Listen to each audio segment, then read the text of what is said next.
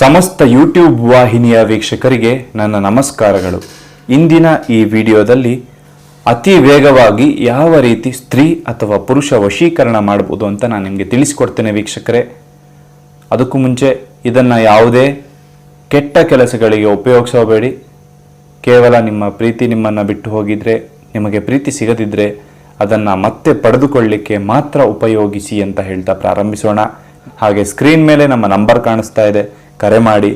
ಎಂಥದ್ದೇ ಕಷ್ಟವಾದ ಸಮಸ್ಯೆ ಇದ್ದರೂ ಕೇವಲ 7 ದಿನದಲ್ಲಿ ಶಾಶ್ವತ ಪರಿಹಾರವನ್ನು ಮಾಡಿಕೊಡ್ತೇವೆ ವೀಕ್ಷಕರೇ. ಹಾಗಾದರೆ ಬನ್ನಿ ಇಂದಿನ ವಿಡಿಯೋವನ್ನು ಪ್ರಾರಂಭಿಸೋಣ. ಲವಂಗ ಏನು ನಾವು ಅಡುಗೆಯಲ್ಲಿ ಉಪಯೋಗಿಸ್ತೇವಲ್ಲ, ಆ ಲವಂಗ, 2 ಲವಂಗ,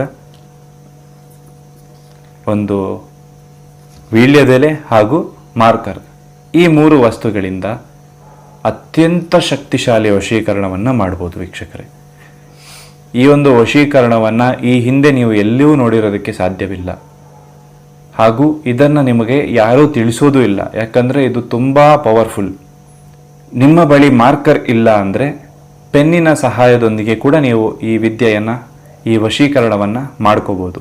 ನಾನು ಹೇಗೆ ಅಂತ ತಿಳಿಸ್ಕೊಡ್ತೇನೆ ನೋಡಿ. ಮೊದಲಿಗೆ ಈ ವೀಳ್ಯದ ಎಲೆಯನ್ನು ತೆಗೆದುಕೊಂಡು ಈ ರೀತಿ ಹಿಡ್ಕೋಬೇಕಾಗ್ತದೆ ವೀಕ್ಷಕರೇ. ಮುಖವನ್ನು ಮೇಲೆ ಮಾಡಿ ಹಿಡಿದುಕೊಳ್ಬೇಕಾಗ್ತದೆ. ನಂತರ ಒಂದು ಚೌಕಾಕಾರವನ್ನು ಬರಿಬೇಕು. ಈ ರೀತಿ ಚೌಕಾಕಾರವನ್ನು ಬರೆದು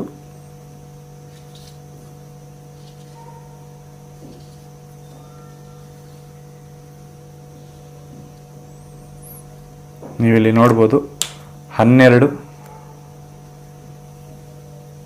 ವೀಕ್ಷಕರೇ, ನೀವಿಲ್ಲಿ ನೋಡ್ಬೋದು ವೀಕ್ಷಕರೇ ಯಾವ ರೀತಿಯಲ್ಲಿ 12 ಚೌಕಗಳನ್ನು ನಾನು ಬರೆದಿದ್ದೀನಿ ಅಂತ. ಮೊದಲಿನ ಸಾಲಿನಲ್ಲಿ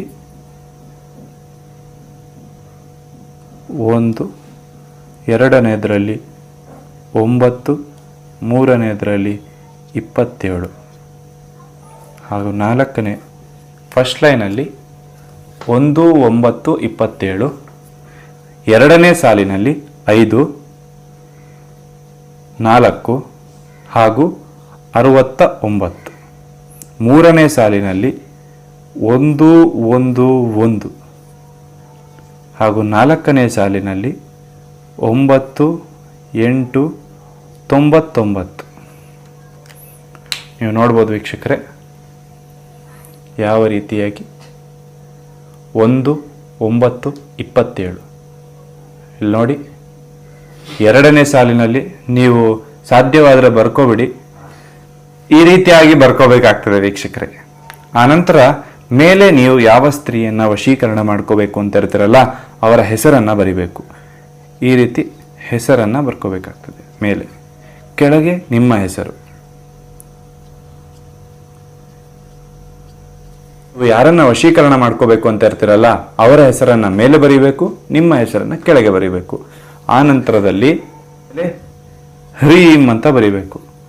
ಹ್ರೀಂ ಅಂತ ಬರೀಬೇಕು ವೀಕ್ಷಕರೇ. ಈಗ ನೋಡಿ ಯಾವ ರೀತಿ ಎಲೆ ಕಾಣ್ತಾ ಇದೆ. ಹ್ರೀಂ, ನೀವು ವಶೀಕರಣ ಮಾಡಬೇಕಾದವರ ಹೆಸರು, ಈ ಚೌಕಾಕಾರದಲ್ಲಿ ನಂಬರ್ಗಳು ಹಾಗೂ ಕೆಳಗೆ ನಿಮ್ಮ ಹೆಸರು. ಆನಂತರ ಮೇಲಿನಿಂದ ಈ ರೀತಿ ಹಿಡ್ಕೊಂಡು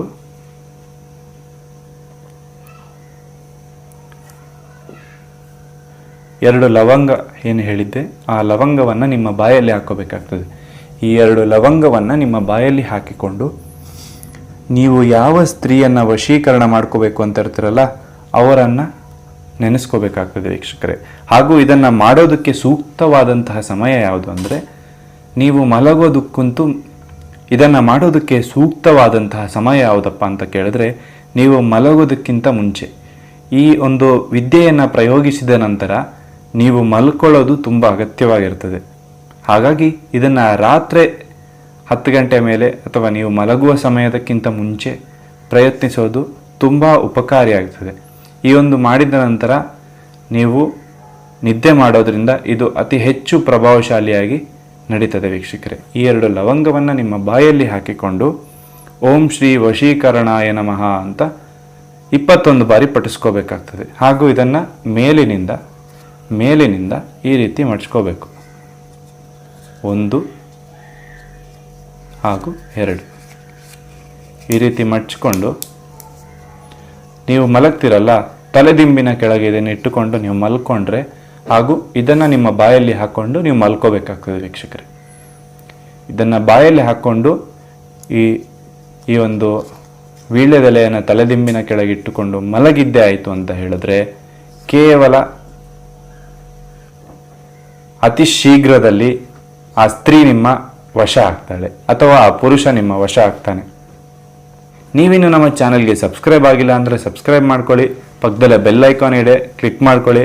ಹಾಗೆ ನಿಮ್ಮ ಜೀವನದಲ್ಲಿ ಯಾವುದೇ ಕಷ್ಟವಾದಂತಹ ಕ್ಲಿಷ್ಟಕರ ಸಮಸ್ಯೆಗಳಿದ್ದರೆ ಸ್ಕ್ರೀನ್ ಮೇಲೆ ನಮ್ಮ ನಂಬರ್ ಇದೆ, ಕರೆ ಮಾಡಿ ಮುಕ್ತವಾಗಿ ಮಾತಾಡಿ.